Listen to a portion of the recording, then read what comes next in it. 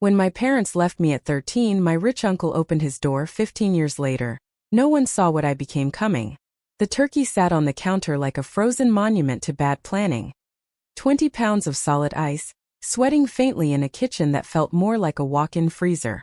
The furnace had been coughing and wheezing all week, but my parents promised they'd handle it after the holidays. After, my breath drifted in pale clouds in front of my face. Even the house seemed to be exhaling disappointment. My phone buzzed. A new group chat. Holiday bliss created by Mom. The picture loaded slowly, as if it wanted me to absorb every detail. My mother, Susan, glowing under soft cabin lighting, champagne flute raised. My father, Jeffrey, relaxed in a linen shirt like responsibility had never met him. Behind them, my twin sisters, Ashley and Jessica, already wearing oversized sunglasses, in first class. The caption, "Finally some peace." Another message followed. Simple and efficient. Boarding now. See you in 10 days. House alarm is set. Don't wait up. I looked at the turkey again. I was 13. I didn't know how to roast 20 pounds of frozen bird. I didn't know how to fix a dying furnace. And apparently I wasn't worth the cost of a seat on that plane. I didn't cry. I didn't text back. That was the moment I learned something permanent. Family was a seasonal word in our house. Used when convenient. Silent when not. The quiet pressed against my ears until it felt physical. I dug through the freezer and found a relic. A frostbitten burrito entombed in ice crystals. Calories were calories. I shoved it into the microwave and hit start. The hum filled the kitchen. Then pop. Darkness. The microwave died mid-spin. The refrigerator choked into silence. The house went completely still. The cold, which had been politely waiting at the edges of the room, surged forward like it had just been invited inside. I didn't scream. I calculated. 1 room. Coat. Blankets. Survived the night. That's when the light sliced through the window. Twin white beams cut across the kitchen, sharp, deliberate. Not the soft glow of a neighbor. Not the hesitant sweep of someone lost. This was intentional. For one fragile second, a childish hope sparked inside me. Maybe they came back. Maybe guilt had finally boarded the plane. I ran to the window. Not their sedan. A massive matte black SUV idled at the gate like it was breathing. Like it was alive. The driver's door opened. He stepped out slowly, tall, composed, wrapped in a heavy wool coat that looked like it cost more than the car my mother loved bragging about. He didn't hurry. He moved with the quiet certainty of a man who never needed to. The doorbell didn't work. No power. So his knock thundered through the house instead. Deep. Certain. Final. I opened the door. I already knew who it was. Uncle Robert. The black sheep. The exile. The billionaire industrialist my father called soulless, and my mother labeled dangerous. He didn't smile. He didn't offer sympathy. His eyes moved over me, the thin sweater, the shaking hands, the breath fogging between us. Then past me, into the dark, frozen hallway behind. He took in the silence, the cold, the abandonment, and in that long, heavy pause something shifted. Because that night wasn't the night I was left behind. It was the night someone else showed up. They set the security alarm, he said, voice rough as crushed stone. But they forgot to set up autopay on the electric bill. He stepped inside without waiting to be invited. A man who didn't require permission. He peeled off one leather glove, checked his watch once, precise and irritated, as if incompetence offended him on a cellular level. Uncle Robert, I breathed. He looked down at me. His eyes weren't cruel. They weren't kind. They were gray and calculating. The eyes of a man evaluating structural damage. Pack a bag, Sarah. Essentials only. You are not staying in a museum. Where are we going? Away from here. That was all. Stairs. I didn't hesitate. No toys. No framed photos. No relics. I packed clothes, textbooks, my laptop. For minutes. When I came back down, he was staring at the frozen turkey still cemented to the counter. 20 pounds of performative tradition.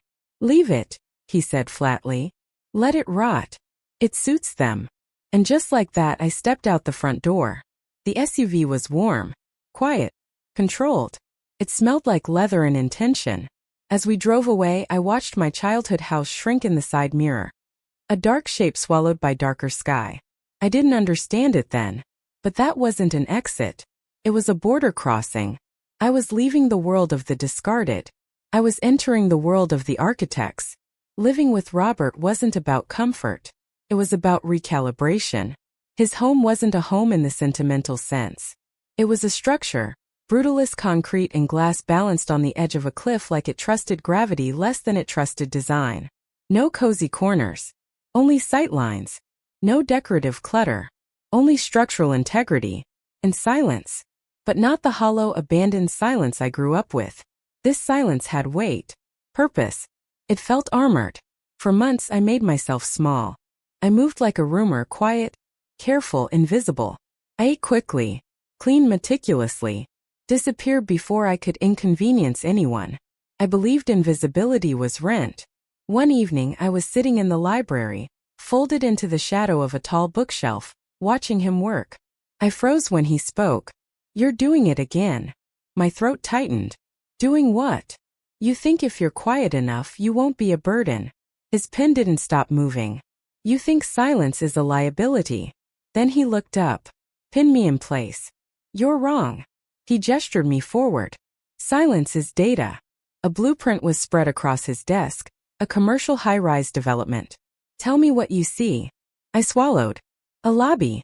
Elevators. Office suites." "Look closer." I hesitated, then stopped filtering myself. "The reception desk faces west. The afternoon sun will blind whoever sits there.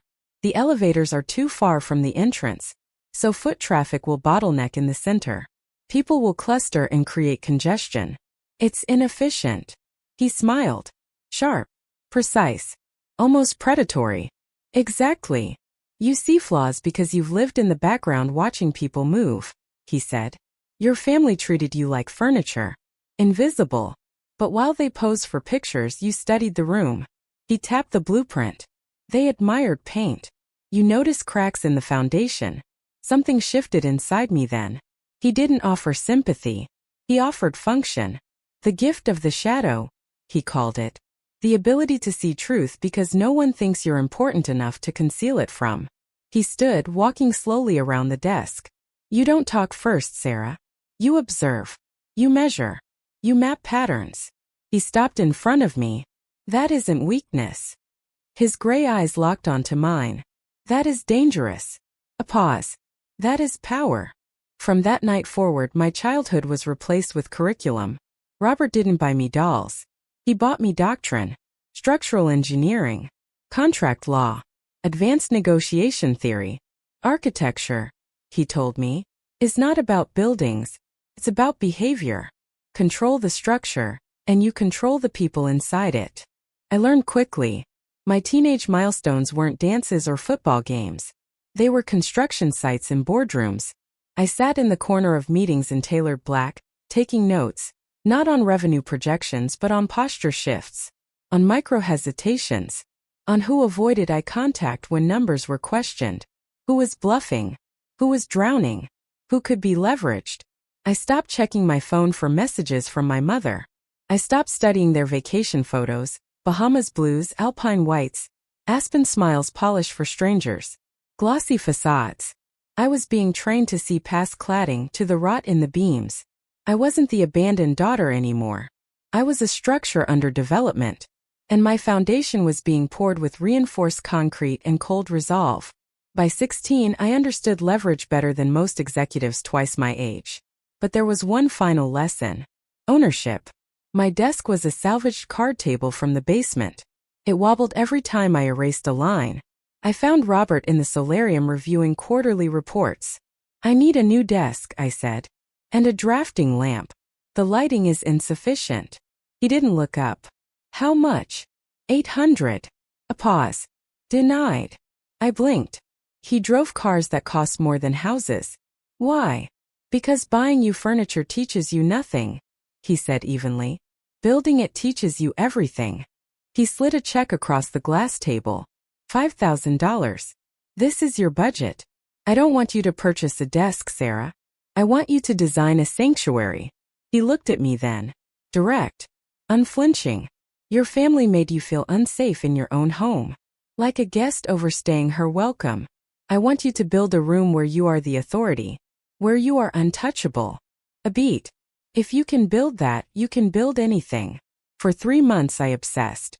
I didn't furnish a bedroom. I engineered a command center. I tore up the carpet and exposed the raw concrete subfloor. Painted the walls a deep slate gray, light-absorbing, not reflective. I designed an L-shaped steel and oak desk and hired a local welder, negotiating his quote down by referencing inconsistencies in his previous structural seams. I installed soundproofing, acoustic panels, directional task lighting calibrated for drafting precision, an ergonomic chair that felt less like furniture and more like a cockpit. The room wasn't soft. It wasn't decorative. It was sovereign. When I finished, I asked Robert to inspect it. He stood in the doorway and scanned the room the way other men scan financial statements. He checked weld integrity, tested the lamp articulation, pressed on the acoustic panels, measured sight lines. Then he gave one sharp nod. Good. That nod was worth more than the $5,000. It was the first time an adult had evaluated my work, not my existence, and found it structurally sound. Meanwhile, my phone kept buzzing with the ghost life of my other family. Mom just landed in Aspen. The twins look adorable in ski gear. Dad. Hope you're studying hard. I scrolled past photos of them sipping cocoa in lodges I would never enter. Years earlier, that would have fractured me. Now, sitting in my gray sanctuary, breathing in fresh paint and steel, I understood something profound. Their rejection hadn't broken me. It had unanchored me. I didn't need their approval to occupy space. I could build my own walls. Time compressed into execution. I graduated high school early. Architecture school, fully funded by Robert, who referred to tuition as infrastructure investment. Top of my class. Firm founded at 24. By 28, I wasn't drafting buildings. I was shaping skylines. I wasn't rebuilding myself anymore. I was designing cities. Robert didn't fade. He concluded. His heart, he said, had compromised structural integrity. He refused hospitals, chose the master bedroom overlooking the ocean, so he could monitor the tides. 2 days before the end, he summoned me. He wasn't sentimental. He was procedural. Sit, he rasped. On the nightstand rested a sealed manila envelope. That is the demolition order, he said. Do not open it until the reading. I won't. They will come back, Sarah. The moment the monitor flatlines, they'll smell liquidity. A dry breath. They believe I am their ATM. They believe you are the janitor. His grip on my wrist was unexpectedly strong. Do not let them in. Not into your head. Not into this house. He died Tuesday morning between 4 o'clock and 5 a.m. Efficiently. I didn't cry. I executed. Lawyer. Funeral home. Perimeter secured. The service was scheduled at the Cliffside Chapel. Private. Or so I intended. At 10:55 a.m., 3 stretched limousines rolled up the gravel drive. Rented. I recognized the plates. They stepped out dressed in designer mourning black silk, oversized sunglasses, dramatic veils. My mother, Susan, collapsed theatrically into my father Jeffrey's arms, sobbing for a brother she hadn't spoken to in 15 years. My sisters, Ashley and Jessica, live-streamed their grief, dabbing at perfectly dry eyes. It was less funeral, more rehearsal dinner for inheritance. I stood by the grave in a charcoal suit I tailored myself. Clean lines. Severe cut. Authority in fabric form. They walked past me. They didn't see the CEO of a multi-million-dollar firm. They saw the 13-year-old girl in the freezing kitchen. A non-entity. Poor Robert. My mother whispered loudly enough for half the attendees to hear. Thank God he never married. The estate should cover the bankruptcy and the summer house renovations. They weren't grieving. They were underwriting. After the burial, they cornered me near the hearse. No embrace. No condolences. Sarah, my father said, voice glazed with condescension. You look tired. He thought I was the nurse. Well, take it from here, sweetie, my mother added, patting my arm with a gloved hand. They assumed I was temporary. Staff. Transitional help. They had no idea I was the structure. And they were standing on unstable ground. You've done your duty, my mother said, adjusting her black silk gloves as if she were about to inspect a hotel suite. We're heading up to the house to appraise the furniture. We need to know what's worth keeping before the estate sale. She extended her hand. Do you have the keys? Or should we call a locksmith? And suddenly the blueprint of their cruelty snapped into focus. For them to remain the Golden family, there had to be a failure. There had to be a discarded niece scrubbing floors in the background. If I was the architect, if I was the one in control, then their mythology collapsed. Their superiority depended on my smallness. They weren't just vultures. They were parasites that required a host. The lawyer has the keys, I said calmly. The reading is tomorrow. Until then, the property is sealed. Sealed? Ashley laughed. It's our house. Tomorrow, I repeated. Then I turned my back on them. Behind me, I could already hear the shift in tone, outrage replacing entitlement. As security guards I had hired stepped forward to reinforce the gate. The conference room at the firm was designed like a pressure chamber. Dark mahogany, floor-to-ceiling windows, air conditioning cold enough to keep nerves sharp. They sat on one side of the table. I sat alone on the other.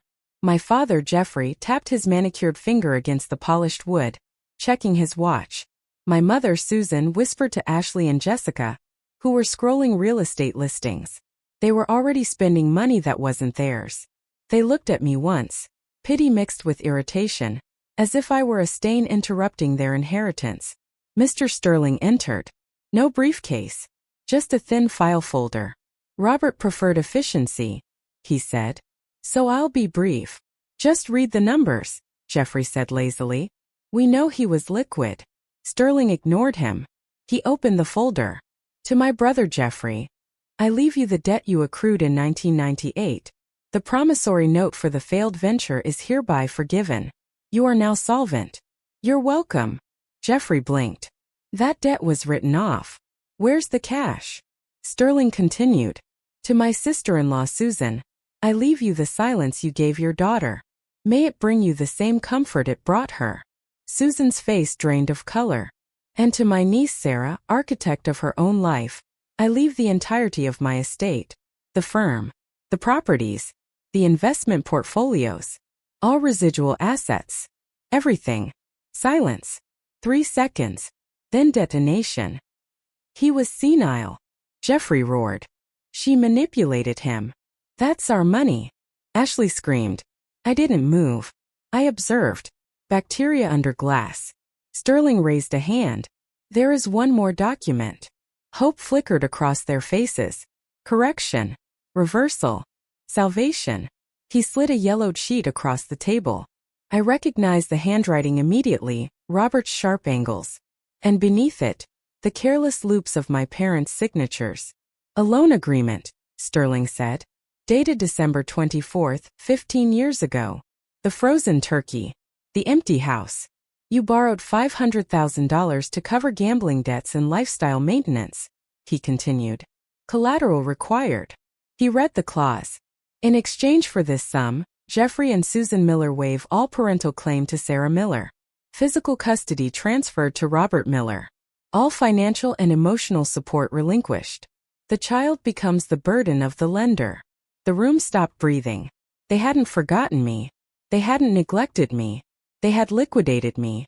$500,000. That was my valuation. That was the only way he'd help us, Jeffrey snapped defensively. We were in a bind. You lived in a mansion. We gave you a better life. We sacrificed you, Susan cried for herself. It cost you exactly $500,000, I said evenly. And you spent it. This is entrapment. Jeffrey barked. We want our share. You got your share, I replied, standing. The chair scraped against the floor like a blade. 15 years ago, you traded a daughter for liquidity. The transaction is complete. It wasn't a tragedy. It was a receipt. Outside, sunlight hit like revelation. I drove straight to the cliffside house. My house. Security was escorting their sedan off the property. Jeffrey rolled down his window, face twisted in rage. You ungrateful little. Get off my property, I said calmly, the ocean roaring beneath the cliff. Or I'll have you arrested for trespassing. This isn't over. Will Sue. You already took everything, I replied. And you spent it. The gates closed behind them. The house stood stark against the sky. Concrete and glass. Brutal. Unapologetic. Permanent. I walked inside. Closed the door. Turned the lock. Click. The most satisfying sound I'd ever heard. At the dining table where Robert taught me leverage, I opened my laptop. Susan Miller, delete. Jeffrey Miller, delete. Ashley Miller, delete. Jessica Miller, delete. Block. Filter. Erase. Dismantled with architectural precision. The house settled into silence. Not empty. Protected. They had sold me as collateral. But what they didn't understand was this. They didn't lose a daughter. They financed an empire.